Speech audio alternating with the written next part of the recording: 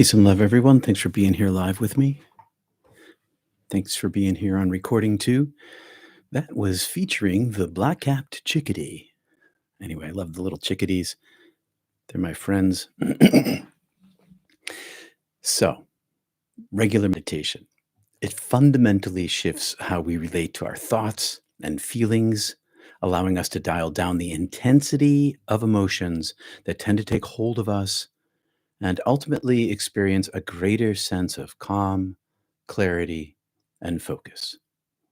I'm Peter Panagore, ex clergy and near death experiencer, 40 plus years of meditation practice. So let's expand on this. There are 8 steps I have here, and it's 1, understanding the nature of thoughts and emotions. In meditation, we recognize that our thoughts and emotions are transient and not necessarily an accurate reflection of reality. And knowing this is crucial. Often our mind can act like a storyteller, weaving narratives that may or may not truly reflect the world and our attachment to it and our trauma wounds. Understanding this helps us to see our thoughts and emotions as passing mental events rather than concrete facts. We've talked about that. 2, mindfulness, meditation, and awareness practices. These techniques, such as centering prayer or zazen, or other mindfulness meditations, encourage us to observe our thoughts and feelings without judgment. We become witness. And this practice helps us avoid getting caught up in these emotionals, these emotions and thoughts. And over time, this decreases the intensity of the negative emotions as we learn to view them from a distance rather than being overwhelmed by them. We gain a level of control over them. This leads to 3, cognitive behavioral techniques. Meditation helps us recognize and challenge our cognitive distortions, our ways of thinking that can become warped or biased. By identifying and adjusting these distortions, we can regulate or change our emotional responses. This is based on the idea, the experience that our thoughts, feelings, and behaviors are interconnected, and changing one can influence the others. When we change our minds, we change our behavior in the world. 4, meditation is an emotional regulation strategy. It's a strategy to be employed. Meditation helps us manage and modify intense emotions. This doesn't mean that we're suppressing those emotions or bypassing them, but understanding them, allowing them to be present without letting them dictate our actions, and choosing a response that aligns more with our values and our goals. And meditation helps us pause before reacting. 5, compassion and self acceptance. Our harsh inner critic often amplifies our negative emotions. Meditation teaches us to treat ourselves with kindness and understanding and acknowledge that imperfection is part of being human, which can significantly reduce our emotional turmoil by not playing the blame game with ourselves. 6, building resilience. Regularly engaging in meditation practices promotes a healthy relationship with our thoughts and our feelings and builds emotional resilience. This doesn't mean that we won't experience difficult emotions, but rather we become more equipped, better equipped to handle them when they arise. We're prepared. 7, enhanced focus and clarity. As we become more entangled in our emotional reactivity, we lose sight of ourselves. As we become less entangled in our emotional reactivity, our mental clarity and focus improves. This is because less mental energy is spent ruminating over past events or worrying about the future over which we have no control, freeing up cognitive resources, actual brain power for tasks at hand. And lastly, number 8, long-term well-being. I mean, meditation really helps in the long run. That's why I've been doing it for 40 years. A daily practice leads to a more sustained amount of well-being over time, even in turmoil. While life will invariably have its ups and downs, of course, a changed relationship with our thoughts and emotions provides us with a more stable foundation of inner peace and contentment with the world because we are so with ourselves. Peace comes to live in us and becomes accessible to us when we know where it is. We can seek it in our daily lives by looking back into that place that we have developed through our meditation style of practice. By embracing meditation as a lifestyle, we reduce the grip of negative emotions on us and open us up to the possibility of experiencing a more balanced and fulfilling emotional life. And it helps us relate to the world with from that inner balanced place. Keeps us a little more steady. The power of meditation can't be understated. Oh, no, it can be understated. It can't be overstated. The power of meditation can't be overstated. It impacts every aspect of our lives, and it does so in a positive way. I hope that's helpful to you all. Welcome, everybody. I'm glad you're here. I say hi to Zazuza and Budapest. Wow, hi, all the way from Budapest. You're welcome, Judith. I love providing the space because in the collective, in the process of meditating together, not only does it help us ritualize our practice, which enables us to do it when we're not in a group, but in the group practice, of course, where two or three are gathered, the I am is there. It's not just about these emotional states, it's about the interconnectedness to the peace that is beyond understanding. Hey, Susie in Colorado. Janet in Illinois, and PL, Elizabeth, Kate in Crazy Town, PA. We visited Crazy Town yesterday at Nut Church. You're still there. I am too. Funny that. Hi, Kevin from Thailand. Oh, in Chiang Mai, Thailand. We are a global group today. Wicked global. Nazareth. Hey there. Have you ever read The Secret of Instant Healing or other stuff by Frank Kinslow? No. It's kind of a shortcut to that piece. No, I don't even know the name. I'll have to look it up. All right. I've already set my alarm for the bottom of the hour. Meditate for about 20 minutes or so, a little more than 20 minutes. And if you don't have a meditation practice, I'll run through it very briefly. The basics, the very basic aspect of it. Just feet flat on the floor, spine straight. I'm sitting in a pretty much straight back chair. My hands can be in this kind of mula, or they can be flat on my lap. I tend to like the mula, and I breathe in my nose. This is the very basic parts of centering prayer practice. In my nose, expanding my belly, letting my lungs fill naturally, holding a beat, and then releasing out my nose. And having a prayer attached, or a mantra or a chant. I use the Jesus prayer. You can use the color blue or anything you want. Eventually, the word falls away, and you match your breath with your language that you're running inside your head. When I say I match it with my breath, I'm actually chanting inside my head, like language and words as I breathe in and as I breathe out. And it's that mental focus with the language attached to the breath that brings the peace. And you can go from there. There are more levels that you can practice. You can breathe into your root chakra. You can breathe up to your third eye. You can breathe in a way that you can hear your breath. I listen to my breath a lot, and I feel my breath as it comes into me. Those are just the basics. The problem, of course, is doing it all the time. And when your mind wanders off, when the emotions grab you, or the past grabs you, or the future grabs you, just return to your prayer, your mantra, your chant, and your breath. Eventually, the language falls away and you're left just with breath. And at that point, you've achieved a level of mental focus, and that makes it easier to be in the place of peace. The more we practice this, the more we are filled by this peace. The more we're filled by it, the larger the balloon or the expansion it gets inside of us. It doesn't shrink back down again. It just fills and then fills and then fills. And then you have this peace to expend, to live inside of throughout the day.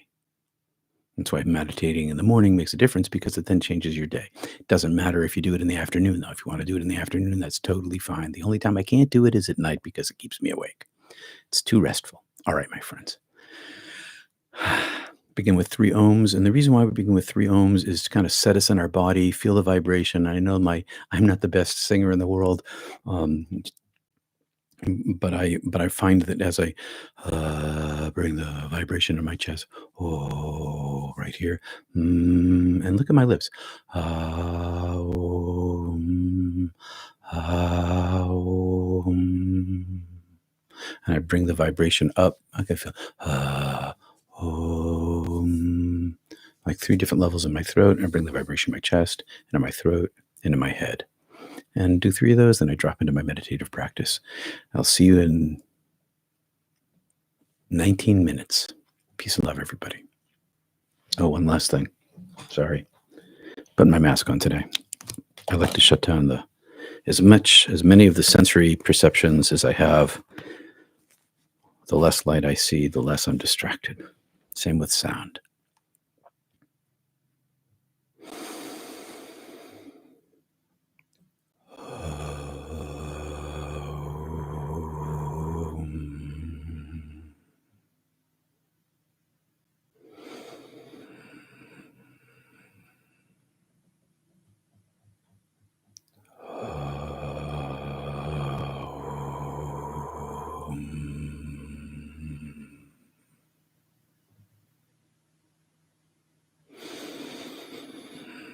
Full breath.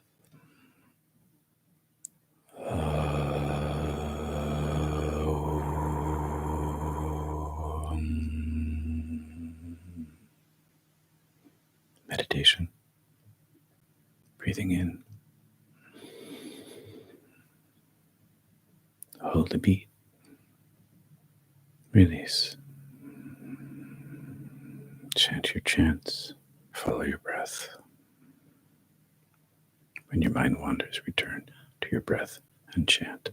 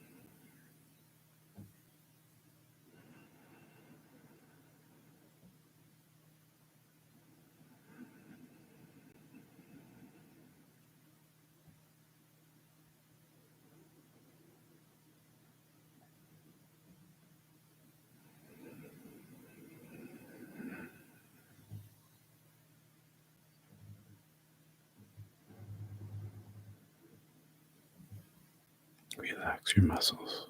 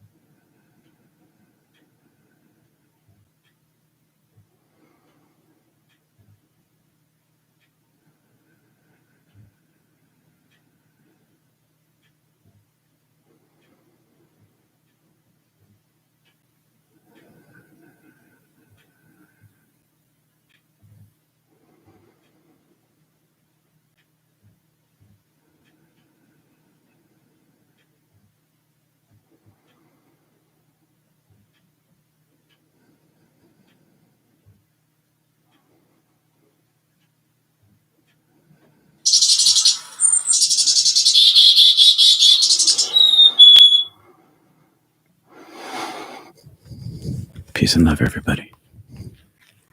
Thanks for being here today. Appreciate it. Hey, Billy. Reverend Peter is a saint in Boothbay. I'm glad you're here, brother. Thank you, Wanda. Oh, I'm praying for your grandkid's daddy in the hospital this morning there, Wanda. Post-heart attack procedures. And for a friend of mine's son. Peace and love to you all. See you soon. Good vibes, Wanda.